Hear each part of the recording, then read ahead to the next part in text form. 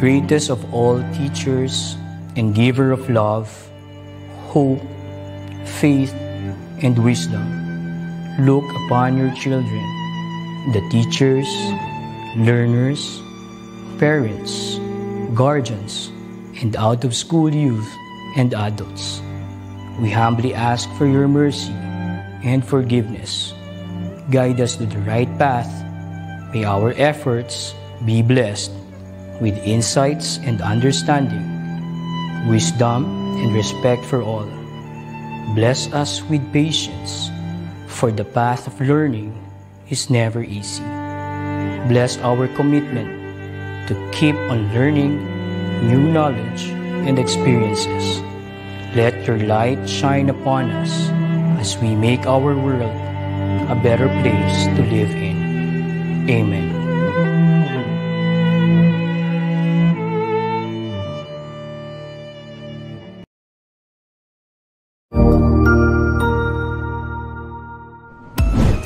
DepEd Vision. We dream of Filipinos who passionately love their country and whose values and competencies enable them to realize their full potential and contribute meaningfully to building the nation. As a learner-centered public institution, the Department of Education continuously improves itself to better serve its stakeholders. DepEd mission: to protect and promote the right of every Filipino to quality, equitable, culture-based, and complete basic education where students learn in a child-friendly, gender-sensitive, safe, and motivating environment. Teachers facilitate learning and constantly nurture every learner. Administrators and staff, as stewards of the institution, ensure an enabling and supportive environment for effective learning to happen. Family, community, and other stakeholders are actively engaged and share responsibility for developing lifelong learners. DepEd core values: maka-Diyos, makatao, makakalikasan, at makabansa.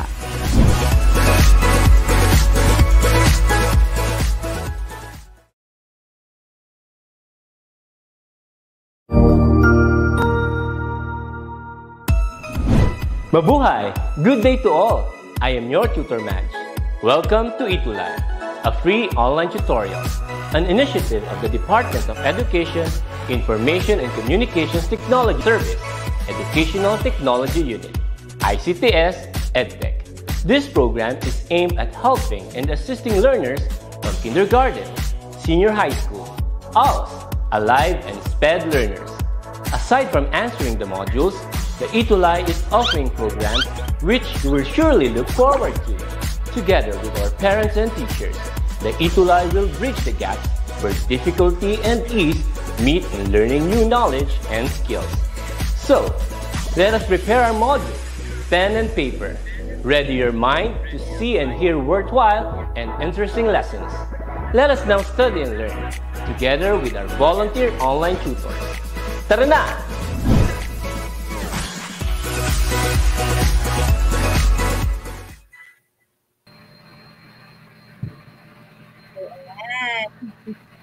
Good morning. Good morning, good morning.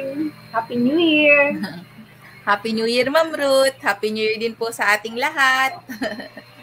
Hello po. Namiss po namin kayo. Hi mga cuties. Good morning and Happy New Year sa inyong lahat. Yes, good morning po kay na Macy, Micaela, Alessandria at kay Joy. So good morning po. So Ma'am Ruth, ayan po, ito na naman po tayo sa ating Itulay online tutorial. Yan Ma'am Ruth. Yes, nag-uumpisa na naman tayo. At umpisahan po natin ang taon ng masaya. Yan po. Yes. So, ayan po. Muli po, magandang umaga po. Ako po ang inyong gurong Batangueña, Tutor Josa, kasama po sina Tutor Jeff at si... Ako naman po ang inyong Tutor Ruth from Daniel R. Aguinaldo National High School, SDO Davao City po. Magandang umaga at Happy New Year po sa ating lahat.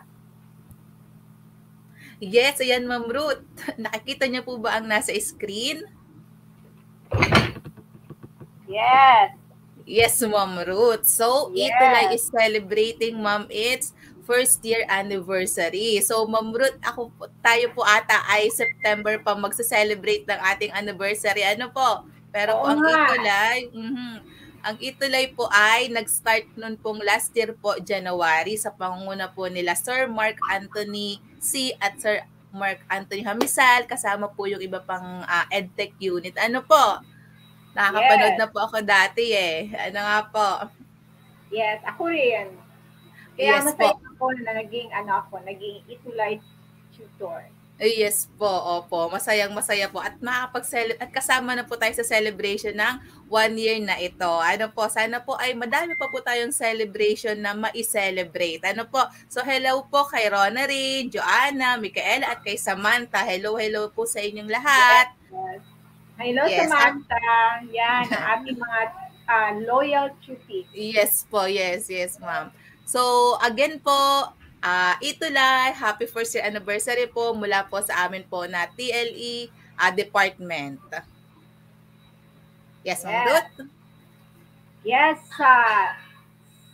ngayong umaga, no, ang ating namang pag-uusapan ay ang TLE 7 Caregiving Quarter 2, Week 6.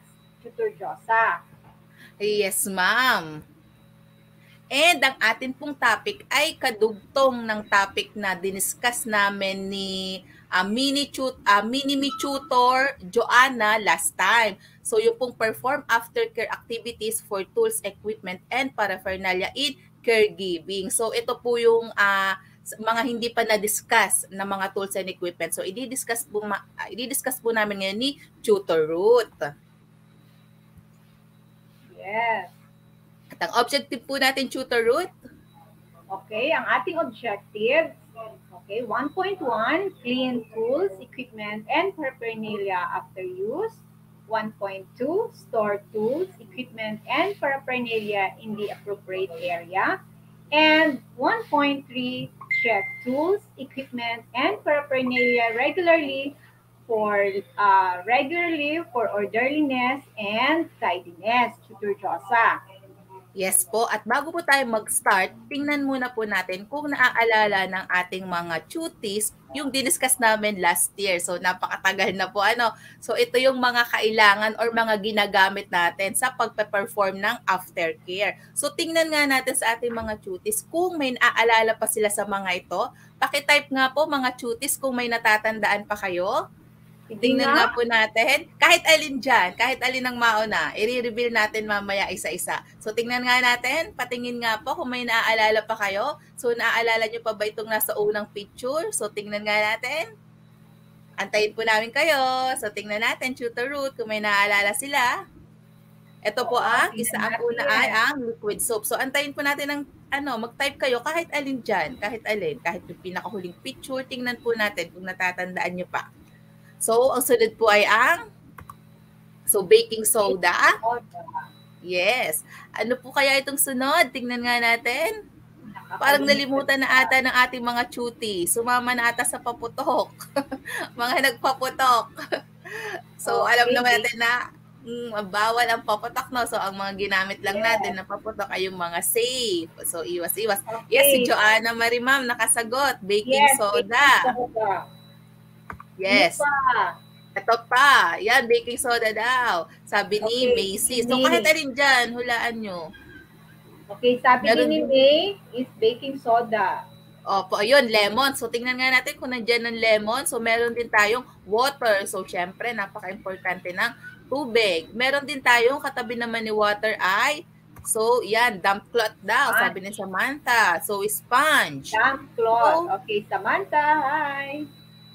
Yes, meron din tayong dry towels. So, of course, kailangan natin ng dry towel. What else? Ito, so metal polish kasi meron din tayong root na mga tools, equipment na made of metal na kailangan natin i-shine ng kaunti.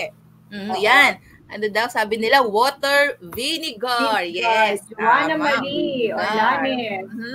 Sponge. And glass cleaner. Yan. And meron din tayong water and meron ding hot water. And the last one is the lime or lemon. So, magagaling pa naman pala, ma'am. Hindi pa pala nila nalimutan. Ano po? Yes, So, magagaling yan bago sila. pa, Hindi nila malimutan.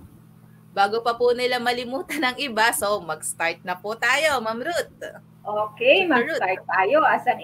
Kailangan din natin, Tutor Josa, na introduction ng ating Yes, pag-uusapan sa umagang ito. Okay ha? Babasahin ko mga cuties.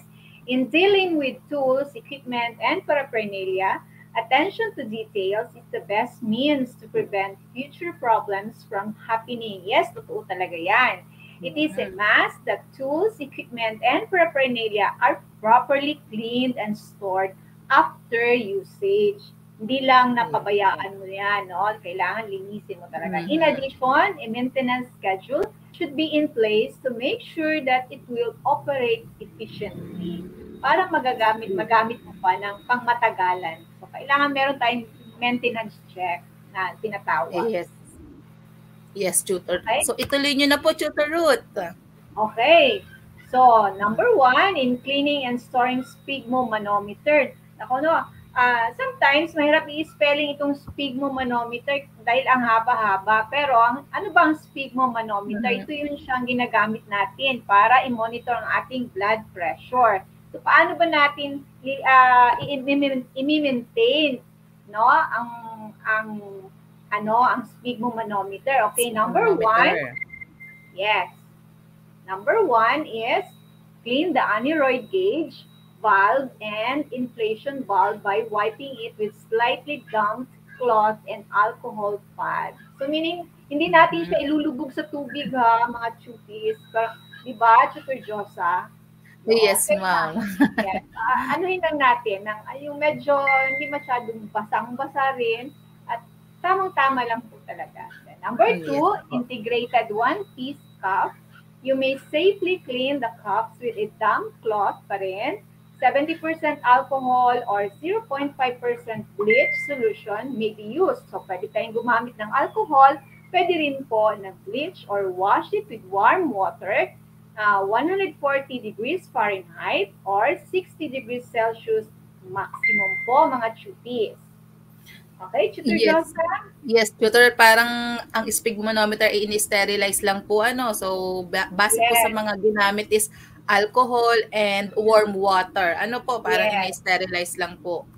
Yes po. So, punta naman po tayo sa thermometer. So, ano nga pong sample to ng thermometer? Ito ba anong uri ng thermometer? So, ito ang tinatawag natin na, Tutor, ano nga po ba to? Ito ang ating digital. Ano kaya yan? Digital. Parang digital thermometer ito. Yes, that is digital thermometer. Yes, ito ang ating digital thermometer. So, good morning kay Lyron Cabrera. So, paano nga ba natin yun lilinisin at i-store? So, ang una natin gagawin ay clean the tip of the thermometer by using isopropyl alcohol and water. So, ano ba yung tinatawag natin na tip? So, ang tip dyan ay itong dulo, itong metal. Yun yung inilalagay natin sa part ng katawan natin.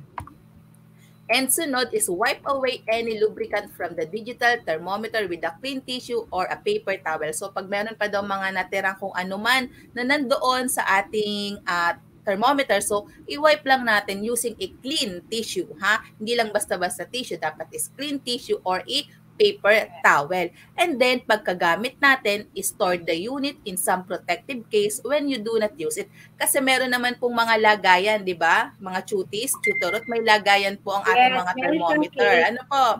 Opo. Yung pong digital thermometer natin, ang lagayan niya is parang kalahati lang. Pinapasok lang natin yung part na may tip hanggang kalahati doon sa lagayan niya. Pero yung mga thermometer na mercury-based dati, siya po ay nakalagay sa isang mismong lagayan. Ano po? Yes. So, itago lang natin pag hindi natin ginagamit. Ayan, Tutor Ruth. How about stethoscope naman po? Yes, ang stethoscope. Cleaning and storing. Paano ba natin lilinisin at i-store ang isang stethoscope? Okay, makikita natin sa ating screen yung parts ng ating ng stethoscope, no? So, ito ay napaka-importante din ito na malaman din natin mga chutis kung saan ba dito ang earpiece, saan ang ear tube, yung tubing na made of rubber. This is made of rubber din. Meron tayong yung heads niya, ito, at saka yung kanyang stem, and then the tunable diaphragm. Yan.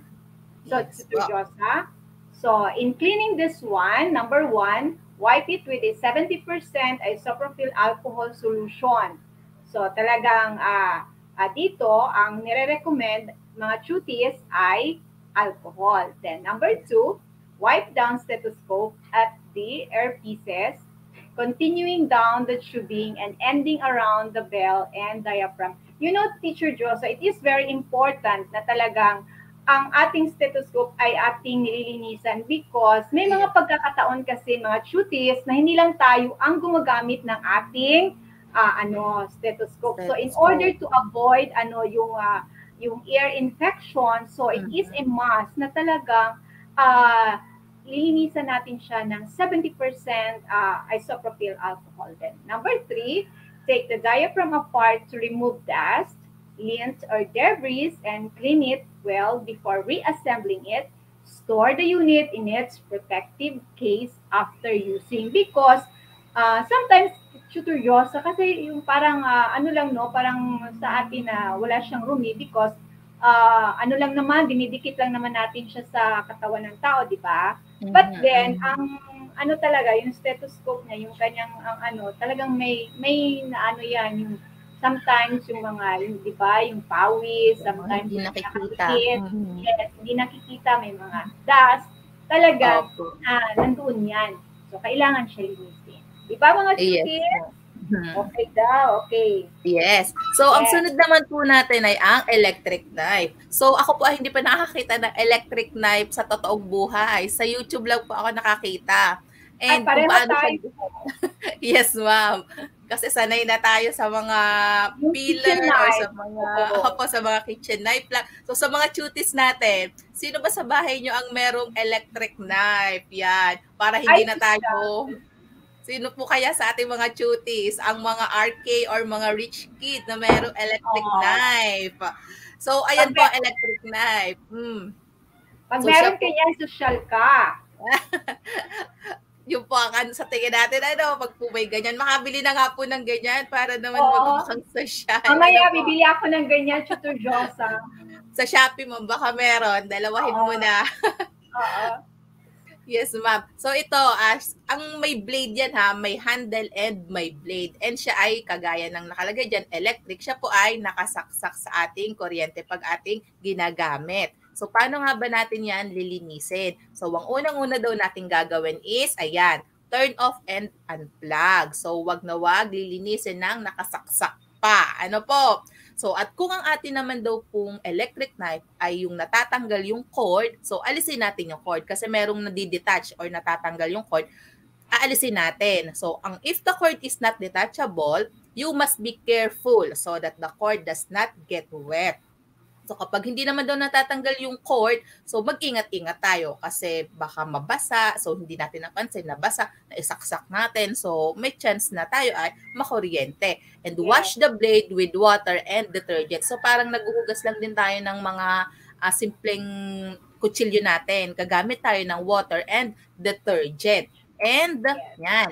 Pagkatapos natin hugasan, rinse the blade well and wipe with a clean cloth. So, pag tayo ay magwa-wipe, so mag-iingat din tayo. So, yan ay blade and made of metal pa rin. So, dapat mag-iingat pa rin tayo.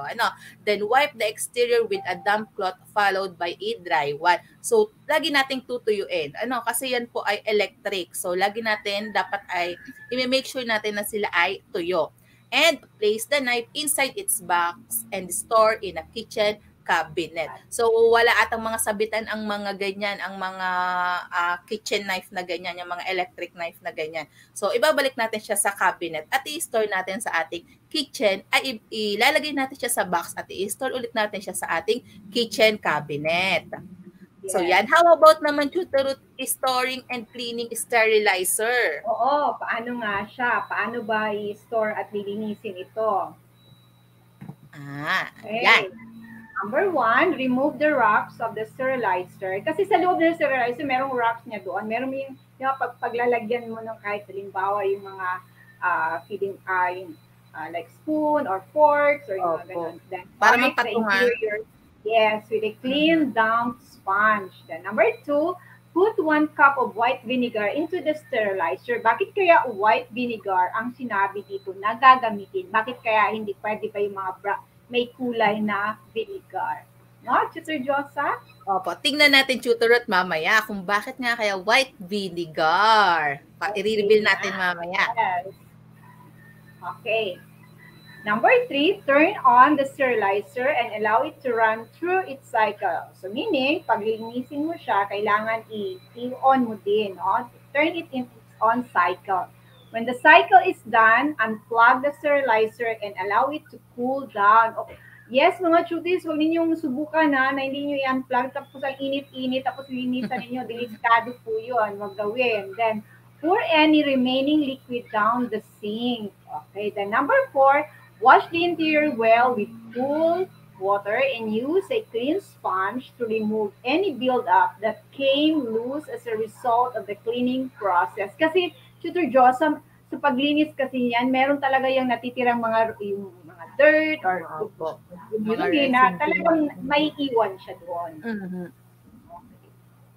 And then number 5, plug again the sterilizer and add the regular amount of water you use for normal sterilization and then run a cycle with just this water. Then remove the remaining traces of vinegar from the unit. Yan. Parang tinetesting lang po pala, no? Parang tinetesting lang habang naglilinis ka kung ano bang itsura, kung matatanggal ba talaga. Ano po? So, ayan po. Ano pa pong gagawin? Ano pa pong gagawin pagkatapos? Number 6, unplug the sterilizer, let it cool down, and then pour any remaining liquid down the sink. Rinse the sterilizer one last time with cool water and a sponge. Then put back the wraps inside the sterilizer. No, talaga ang proseso ng paglinis ng sterilizer medyo mahaba-haba. And then number 7, when the sterilizer has cooled down completely, place it in a kitchen cabinet. And then, Tutor Josa, ito lang ang ating masasabi sa ating mga chutis kasi hindi lahat ng mga tao afford nila na bumili ng sterilizer. Pwede din naman po kung mag-sterilize tayo ay yung ating, di ba, meron tayong yung kaldero sa ating bahay or ganon. Tapos lagyan ng tubig, linisan mo, lagyan ng tubig, and then pwede ka naman doon mag-sterilize. Ito kasi, napakaano ito na sterilizer, kumbaga, level up na talaga siya. Opo, parang electric knife. Ano po? Electric knife. Parang DIY version na natin yung mga sa kaldero po natin. Ano? So, pwede naman na yun. Ano po? Pwede naman yun. Yes, pwede din naman yun. Yes, good morning po kay Jen. Hello, good morning. Hello Jen, good morning.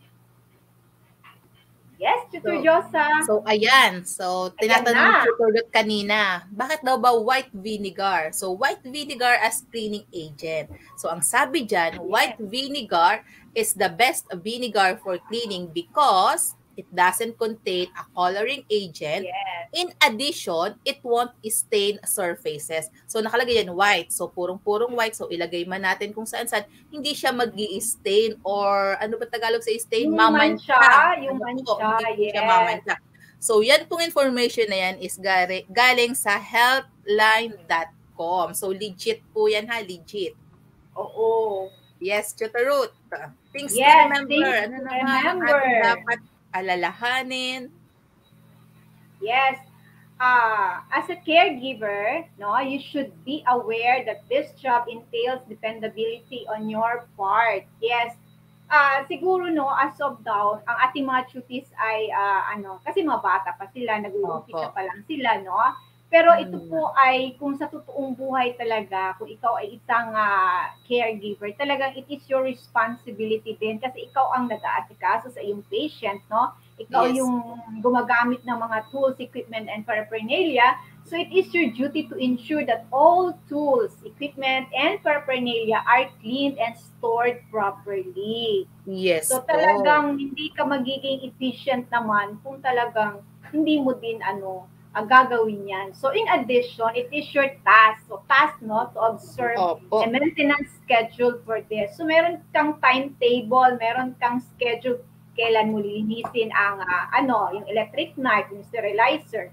This involves doing the preservation yourself by using the equipment as it should be. So meaning, kung ang electric knife ay talagang knife siya na pang-slice, wag mo siyang gamitin sa ibang task na hindi para doon, di ba? And of course, part of this important job is to call and arrange for a repair service, not only when needed, but when the timetable is set. Kung halimbawa, ngayong araw, dapat na ipatingin mo or ipalinis mo ang inyong sterilizer, dapat yung araw po or kung ano yung schedule niya, dapat sundin po natin. Yes para, po. maging mahaba pa ang yung parang yung lifespan buhay, po. Opo. lifespan ng iyong tools, equipment mo.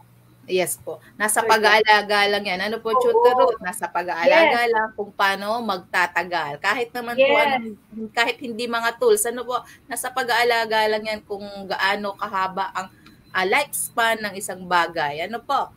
Tutor Josa, idagdag ko rin, kasi learning din naman ito. Hindi ibig sabihin na kung ang iyong mga gamit ay, kasi di ba, meron, aminin natin na meron tayong mga branded, meron tayong branded, merong mamahalin, meron ding hindi naman mamahalin mga chutis, pero, hindi naman ibig sabihin na hindi mamahalin, madaling masira. Kung yung very expensive or branded, matagal masira. Minsan, depende rin yan sa iyong how you care, how you, kung paano mo, nililinisan, or paano mo siya, yung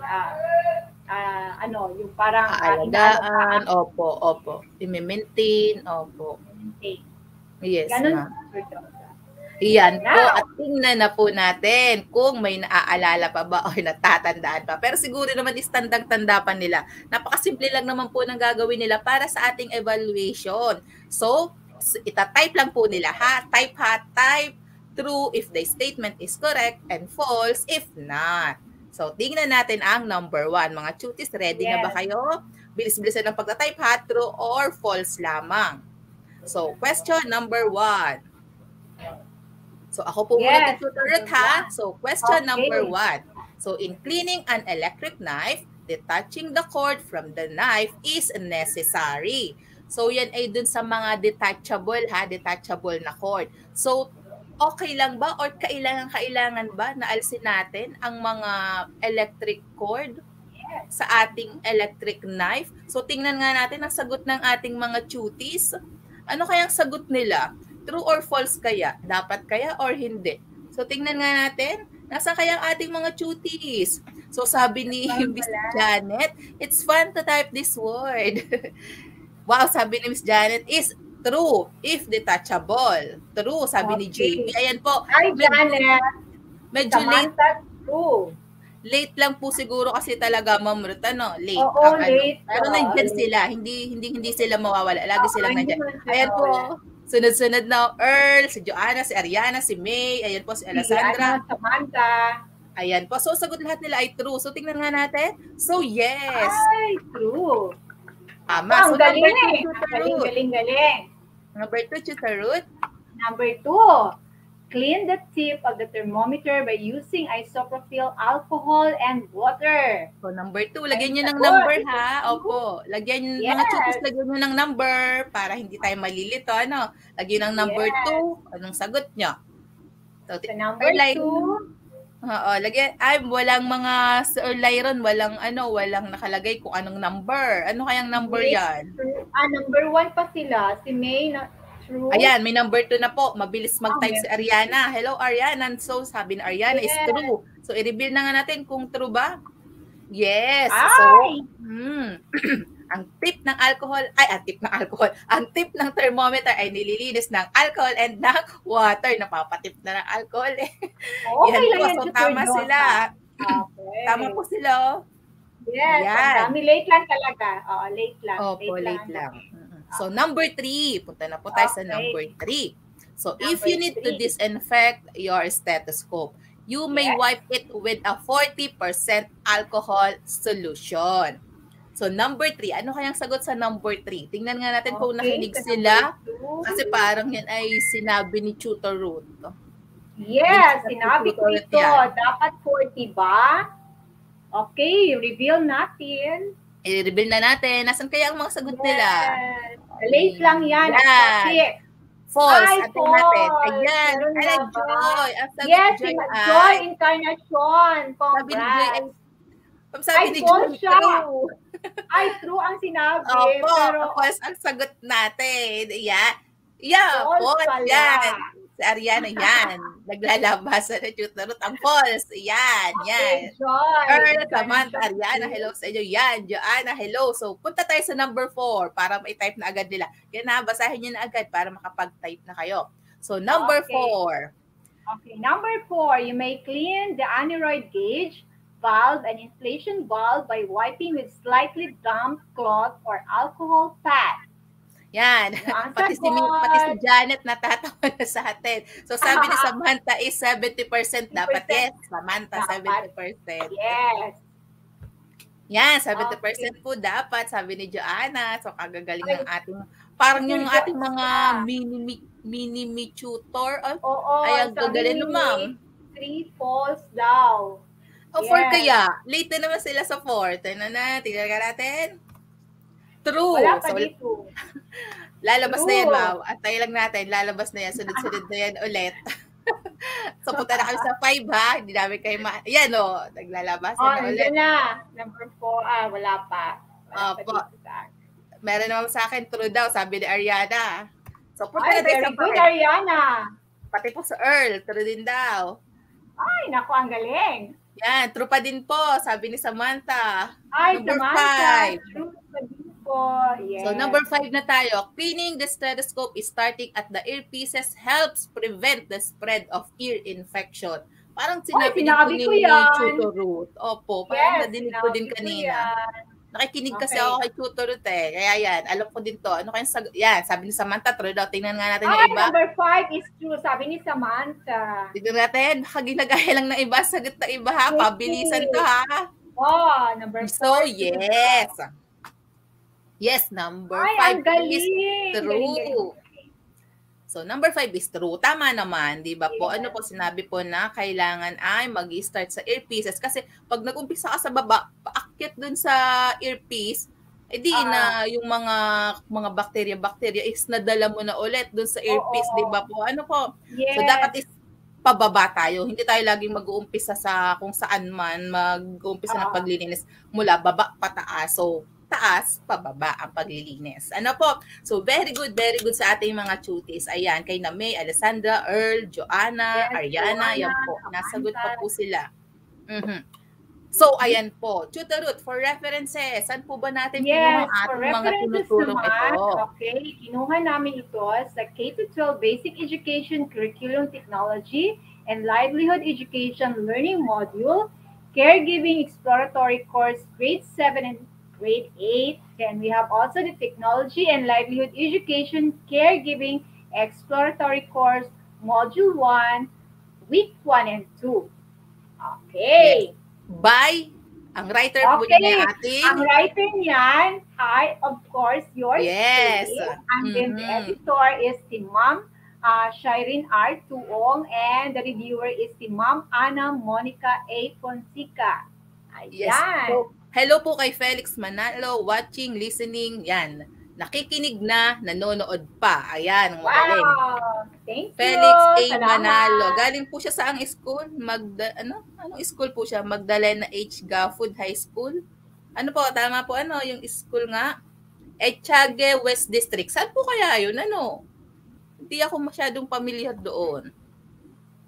Okay. So, ayan po. So, medyo na late ata si Felix Manalo. Pero Felix Manalo, meron tayong replay. Nakasave na kasi to sa ating YouTube at sa ating, sa ating DepEd EdTech Unit na Facebook page. Kaya huwag kayong mag-alala. Pwede nyong balik-balikan. Yan sabi ni Samantha Blasi. Wow, ang galing writer, Tutor Ruth. So, lahat kayo ay pwede pa rin maging mga writer.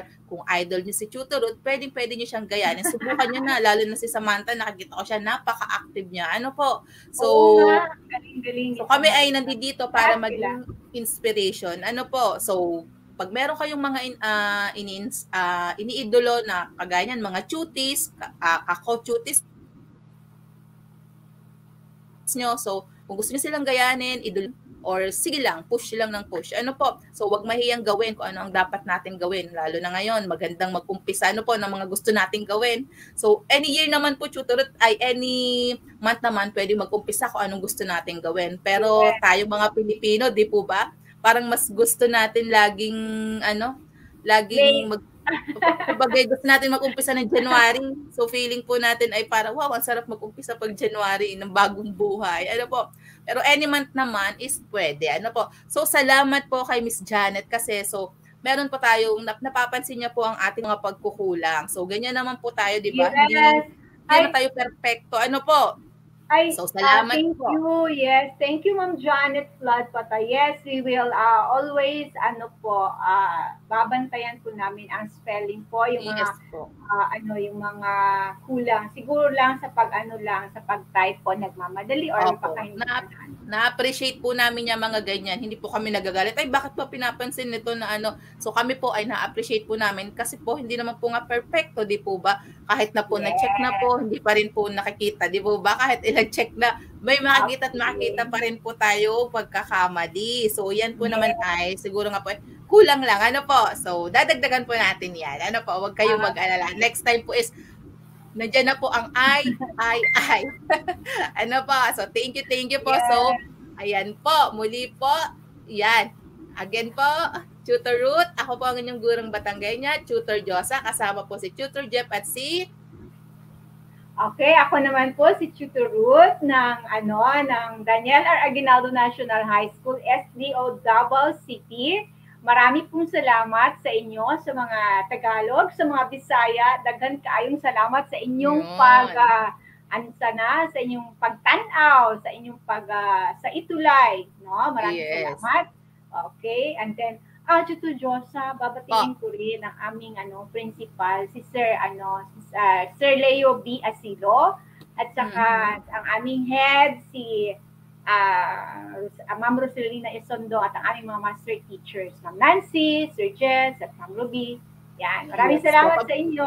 Yes, Tutor, habol po, pabati din po sa aming district supervisor, si Ma'am Gina Lynn Macaraig, ang akin pong OIC si Ma'am Sweet, ang Agoncillo National High School, ang akin po diyan mga ako-teacher at ang aking mga estudyante. So hello po. At ayan po, abangan po natin ang PLE Grade 8 naman po. Nandyan po si Tutor Mike, Tutor Nexel, at Tutor Liway. So again, sa lahat po ng mga tuties, Joanna, Samantha, Alessandra, Janet, lahat sa inyo, Jen, lahat po. So see you po next Friday. So Alrisa, humabol pa. Ayan. So Tutor Ruth, thank you po, Tutor Ruth. Yes. So, bye-bye po. Thank you po sa inyong lahat. So, next, abangan po ang TLEA.